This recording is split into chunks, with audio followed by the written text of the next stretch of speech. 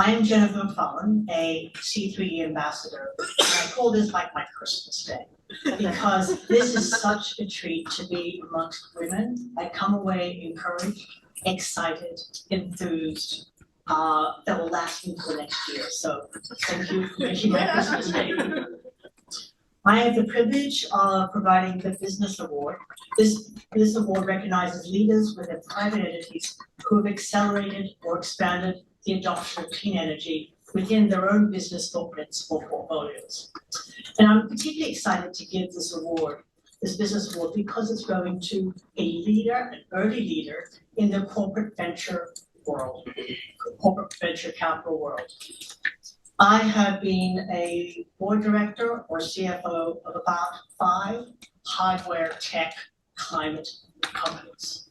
If the corporate venture world did not exist, they would not have existed. So for the last decade, I have been so thankful to the corporate world in terms of supporting clean energy when other money hasn't been available or insufficient. And I count about 20 different corporate venture investors that have been part of the companies that I've participated in. So I believe it's the unsung hero, and I'm very excited to award an unsung, I get to be sung awardee of an unsung sector. So without a doubt, Phoebe is a rising superstar in this corporate venture capital world. She has just joined the $2 billion Amazon Pledge Climate Pledge Fund as an investment partner. And that follows 2 different prior investment positions in leading corporate venture capital positions at Shell Ventures and at BP Ventures. And in those roles, she funded 20 different companies. So thank you, Phoebe, from my heart. Phoebe epitomizes every one of the categories of aspects that C3E awards seek to recognize. She has had early leadership roles. She co-founded Shell's Deep Tech Fund and led their investment committee. And she has been a leader on the Diversity and Inclusion Task Force with every organization that she has been involved. Phoebe also has advisory roles outside of her companies and in the broader clean tech community, including advisor of the Greentown Low Carbon Hydrogen Accelerator, an advisory board member of Rice Energy Alliance. And Phoebe goes out of her way to mentor women, especially women in the venture world, which you now know is even more important. It's something worse than climate and clean tech, it's venture. And this is because she plays a role as CVC mentor, corporate venture capital mentor at the National Venture Capital Association. And she's estimated she's mentored over 100 women so far. I mean, gosh, it's gonna be 1,000 before we know it. But this is not all. Phoebe's achievements go well beyond the C3 norms. She's already received numerous awards, including Rising Star by Global Corporate Venturing. She's a guest lecturer at 5 different universities, a prolific speaker both in the US and internationally on various clean energy forums, and a judge for far too many awards. She is a source of funding. But I also should mention, in addition to these, while working full-time, she co-founded a child care platform. Now, one question I didn't ask Phoebe before coming here was, do you sleep? How many hours do you need? What's the trick? Phoebe's interest in sustainable energy started when she was growing up in Asia and, like Lisa Jackson, saw the impact of poor air quality on human health.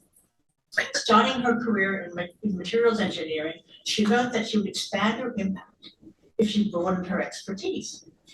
Biggest impact, corporate, so she moved into, at the end, corporate venture investing, which is perfect. And she strongly believes in being a role model for other women, as you can tell from mentoring 100 or much of that amount. And she's learned that although male mentors are great, they can't cover everything, right?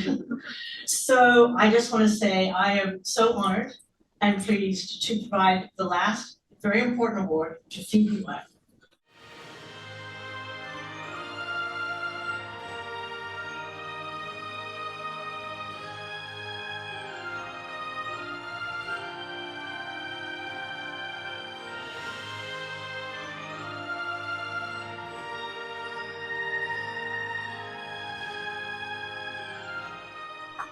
Thank you, Jennifer, and everyone over here. It's a great introduction, and it's also like when she mentioned about those things, yeah, my kind of older days kind of fly through my eyes.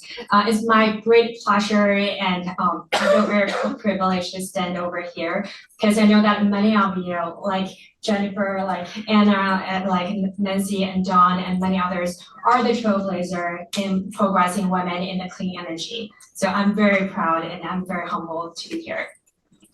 Before I start my formal speech, I do want to share my story about my childcare startup because that's something that last known in my professional career. So things happened when I first moved to the Bay Area because my husband got a job at Google. And little did I know that in addition to relocating the house and getting the kids into the new place and getting play dates, is that the waiting list for the childcare is very long. So if you have child, you know that in the major kind of politician, major cities, the waiting list can be like 8 months to 12 months, which means like new moms actually need to be signing up before they even get pregnant, which is that staggering. So at that time, I was vice president in Portugal Capital, and I said to myself, okay, I have meetings to the Eastern time and Central time, so I should get up at 3 o'clock in the morning, do my meetings and do the press and do the work. And during the day, guess what? I was like watching the kids and also trying to figure out what I can do afterwards. So it has been a pretty hard time, but at the same time, I accidentally met a group of moms, which I found is so empowering because they're so friendly. But one thing that we know is for the moms or for the stay-home parents, one thing that you cannot do is multitasking. You cannot watch your kids and then do a meeting. You cannot watch your kids and then do your writing. So I had like one light bulb actually come up. It's like we can potentially do like play date, but you can free up one or several parents. So that's what I did. So I did a Airbnb, which is like Airbnb for childcare. And then we actually got into, yeah, it's a fun journey. If you go to my LinkedIn, you can see my photo with my baby in front of me while I'm doing the pitching activities. But it is, like I was recruited in the Skydive incubator at Berkeley and same cohort as Lyme. And it's just like fascinating experience. But also like through that experience, I get more empathetic with our founders, especially mother founders. So if you're thinking about driving to a pitch event with a baby crying in your car, and at the same time you need to kind of think about what are the key points that you want to talk about. So I'm deeply, deeply passionate and empathetical of our female founders over here. You all did a great, great job, and you have so much things on your shoulders that people don't see in the glamorous limelight. Okay, now come to my formal speech, which I do want to share. There's the key message that I want to share is we need to take actions fast and now. As Ramsey has mentioned, as so many people before me have mentioned, we're in an urgency. We are also in an urgency of female leaders. I remember 10 years ago when I first sat in the boardroom as a female founder, a female investor, I was the only female board member in the room. And I had to force myself to learn the daily sports news so that I can get blended in the conversation. And those ladies who laughed probably had the same experience before. So fast forward 10 years, 2022, I do not need to learn the daily sports news. But guess what? I am still one or the only one female board member in the room 7 out of 10 times. So we're going to the right direction, but it's too slow. And sometimes it even takes a detour. So for example, after the Me Too movement, and we all know, like those who are too young to know, look it up. So we have seen a lot, for more and more female founders being seen and being noticed and eventually get funded throughout that process. However, in the past 3 years, pandemic has put housework and especially child work unequally on females' shoulder. So from 2020 back compared to 2029, the venture capital that has put into the female founders has dropped a staggering $1 billion. So that is a $1 billion that can fund so many amazing women, but they are busy for the unequally distributed housework. So we need to take actions. We need to make some changes. There are two areas that I want to call for the actions. The first one is the CVC, or the corporate venture capital, like Jennifer very kindly mentioned. I started my career as a traditional VC in the clean energy space, and later on onto the corporate VC or investment partner currently with Amazon. So I have witnessed in the past 10 years how corporate capital actually found and shaped the VC ecosystem and catalyzed the innovations in the startup world. So in this year alone, we have seen a new 140 new CVCs launched. They are participating in over 50% of the investment in the venture capital world, and 65% of all the CVCs has reported that they would be able to write a check to venture capital funds.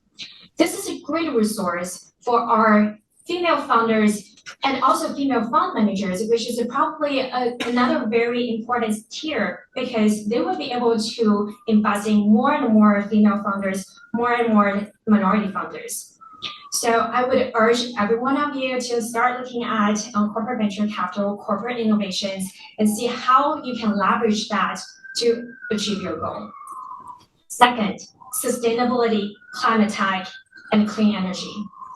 I think in no other time in the history, this is the time for us to actually make impact in space. And women especially are having the opportunity to do that, because we have the natural concerns about our future generations from our motherhood natures.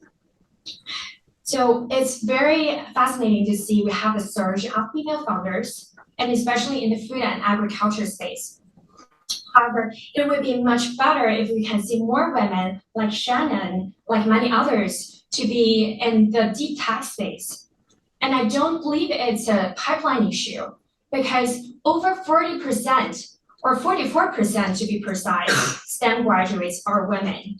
But there are fewer role models, there are less capitals going to the space to help the women founders to bridge that stage, like the seed investing to the first institutional funding.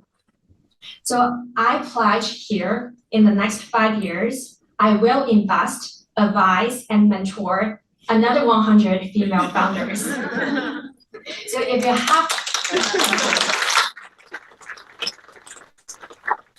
have great idea, definitely come talk to Ramsey, talk to me, talk to all the female VCs in the room, because I know that every one of us share this common goal. So last but not least, we need to take actions together. We need to make the world a better place, and we should do this together. Thank you very much.